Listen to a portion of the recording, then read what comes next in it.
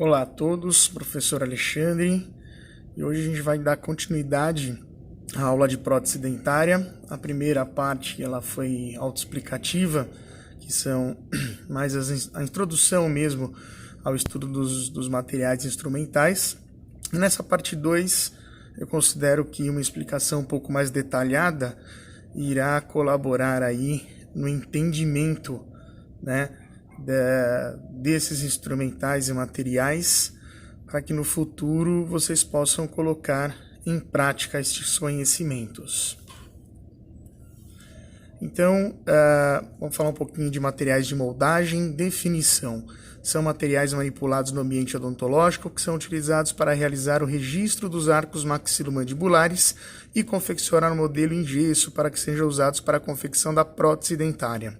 Então, para que a gente possa chegar no resultado final, que é a prótese dentária, nós temos um processo. E esse processo se inicia, né, no acolhimento do paciente e na obtenção do molde. É o que nós chamamos de processo de moldagem, tá? Essa moldagem ela vai ser específica para determinados casos, né? Ela não tem uma padronização, então a gente vai ter que saber para que vai ser destinada essa moldagem, para que eu possa selecionar o melhor material, o melhor preparo no ambiente odontológico, né? Então, dentro da lei que regulamenta a profissão de TSB, o que nós temos aqui, o TSB ele pode realizar a moldagem. Isso está no tópico tomadas, né? Tomadas de uso odontológico. O que seria essa tomada de uso odontológico? É a tomada de impressão, que é a moldagem, e a tomada radiográfica, né? Então, essa é a interpretação que nós, cirurgiões dentistas, temos sobre a lei que regulamenta o TSB. Então, nesse contexto, vocês poderão realizar o processo de moldagem, né? Então, para isso, a gente precisa conhecer e dominar os conceitos dos materiais, tá bom? Relembrando que a gente já tinha passado na aula anterior, mas eu creio que seja importante a gente retificar, que são os conceitos, né, do contexto da prótese dentária. Então, nós temos aí a moldeira, que é o continente do material utilizado para a moldagem, o local, né, o recipiente que a gente vai inserir o material para fazer a moldagem. A moldagem é o ato, a ação de moldar para a obtenção do modelo, e esse modelo vai ser em gesso. O molding, que é a reprodução em negativo da superfície que se moldou. O modelo, a reprodução de qualquer objeto em qualquer material. No caso da odontologia, o principal modelo que a gente utiliza é o modelo em gesso. A gente vai ver aqui na aula os tipos principais de gesso. E a modelagem é quando eu esculpo, eu crio, né? Eu transformo aquele objeto, né? Fazendo algum ajuste, enfim. A modelagem é quando a gente manipula esse modelo obtendo uma outra forma que seja necessário aí para o processo de obtenção das próteses, tá? Então vamos falar um pouquinho aqui é o descritivo dos materiais que a gente vai ilustrar aí para vocês, né? Então temos materiais utilizados na moldagem na clínica odontológica. O principal deles é o alginato, classificado como um hidrocoloide reversível, que é o mais utilizado no processo de moldagem, né? A gente vai ter depois uma demonstração futura aí para vocês da manipulação desses materiais, mas o alginato é um pó, e esse pó ele é misturado com água e nós obtemos uma geleia. E essa geleificação, que é passar de um estado amolecido para um estado de presa, né, endurecido, é quem faz com que nós obtenhamos aí o molde, né?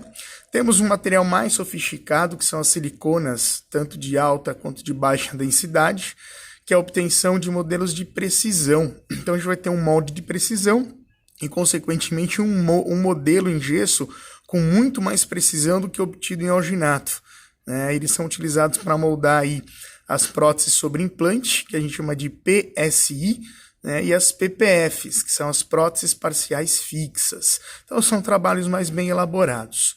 Temos a pasta zincogenólica, também chamada de pasta zincoenólica, e popularmente aí conhecido como Lisanda, que eu vou mostrar para vocês, que é a principal marca comercial. É uma pasta, né? São duas pastas que nós misturamos e ela vai sofrer um processo de enrijecimento. E ela é usada para moldar arcoedêntulos sem dente, né? Ele tem muita retentividade, então se eu moldo com essa pasta, ela fica muito endurecida. Se tiver dente e áreas de retenção, ela não sai da boca. Então a gente utiliza para moldar, em específico aí, arcos edêntulos sem dente, né? Temos as ceras, tanto a cera 7 quanto a utilidade, que são utilizadas para obtenção e impressão da mordida do paciente. Eu também vou ilustrar isso para vocês. E temos a Godiva para moldagem, né? A Godiva é um material que está sendo aí amplamente substituído pela silicona, mas ainda tem dentistas que se utilizam da Godiva para fazer a moldagem de arcos edêntulos também, ou seja, que não tem dente. É um material que é utilizado há muitos e muitos anos, né? E com o advento das siliconas, o melhor preço das siliconas, que é um material caro, mas que hoje em dia está mais acessível, está sendo substituído aí, né, pelas siliconas, tá? E para obtenção do modelo, né, a gente vai ter aí em específico o gesso. E o gesso é dividido aí basicamente em 3 níveis, né? Os gessos comuns, que é o tipo 1 e o tipo 2, né? O tipo 2 ele tem uma propriedade melhor, né, que o tipo 1, mas são utilizados para a obtenção de modelos de estudo, porque o gesso comum, tipo 1 e tipo 2, ele é muito frágil, né? Então a gente utiliza para o trabalho mesmo, né, que vai lá para o laboratório, a gente utiliza o tipo 3, que também é chamado de gesso pedra, tá? Tipo 3 ou gesso pedra, que é utilizado como modelo de trabalho, né? E, por fim, o tipo especial, tipo 4, utilizado para modelos de precisão, ou seja, aquilo que precisa de muitos detalhes. É um gesso que não tem rendimento, ele não rende muito, é um gesso caro, né? Então a gente utiliza para trabalhos só de precisão e trabalhos que acabam tendo um valor mais alto, né, para ser realizado, como as próteses parciais fixas e as próteses sobre implante. Então vamos ver um pouquinho de algumas características de cada um desses materiais, tá? Então nós temos aqui o processo de moldagem, né, utilizando aí o alginato, que é classificado, como eu disse, em um hidrocoloide reversível, tá? Ele é comercializado como um pó, né, que quando misturado com água, ele forma uma mistura final, em que a gente insere na moldeira e leva para aquela região anatômica que a gente quer moldar, né? Então a gente vai utilizar para isso aí o grau de borracha, né? O grau de borracha e a espátula de manipulação de gesso e alginato.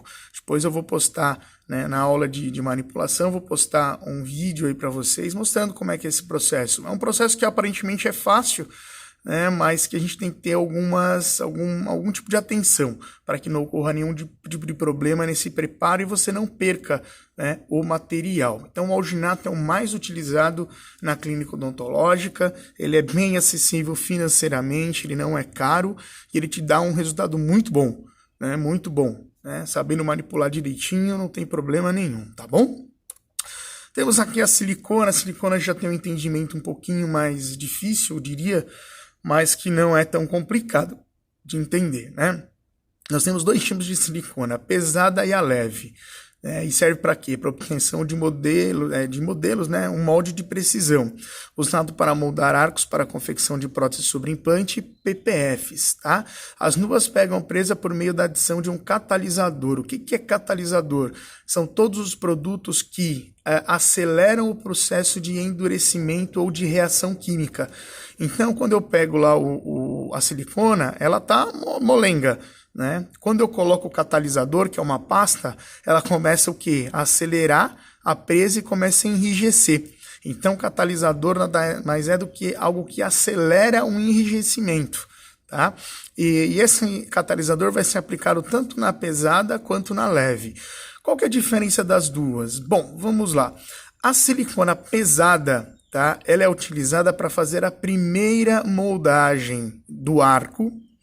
E o que nós fazemos? Colocamos depois a leve sobre essa moldagem e levamos na mesma posição na boca do paciente. Então, o que eu tenho aqui, ó, como resultado final?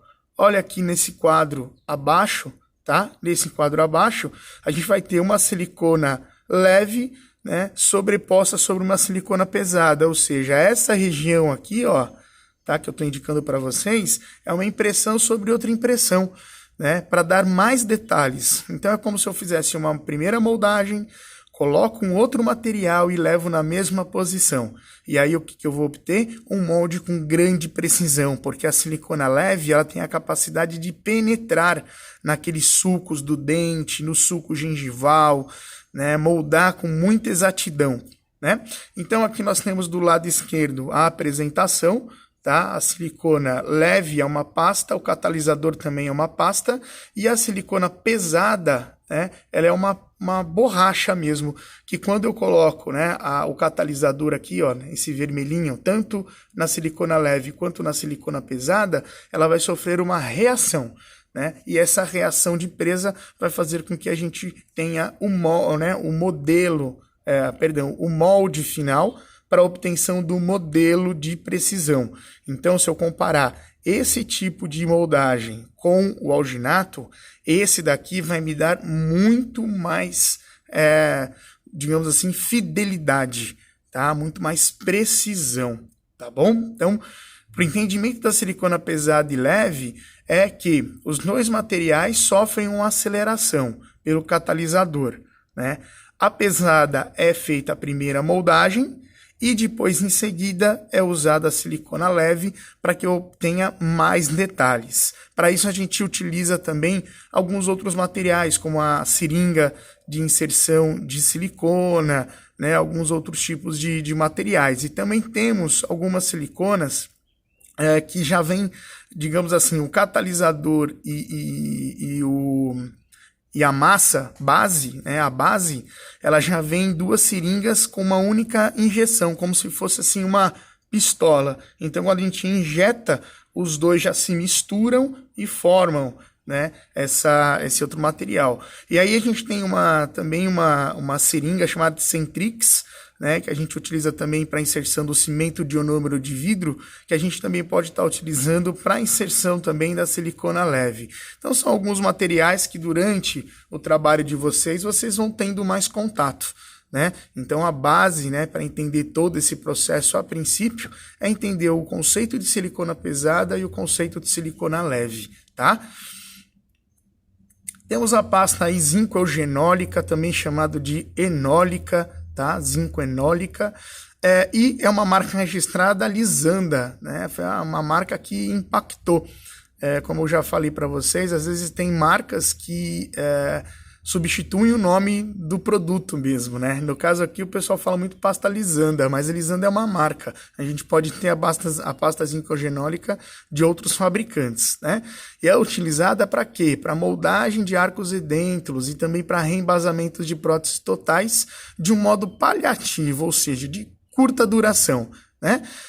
Ou curativo, né? Eu, na minha área de estomatologia, eu usava bastante a pasta zinco-eugenólica quando o paciente tinha, por exemplo, uma hiperplasia, num pós-cirúrgico, algum tipo de lesão que precisava ser recoberta.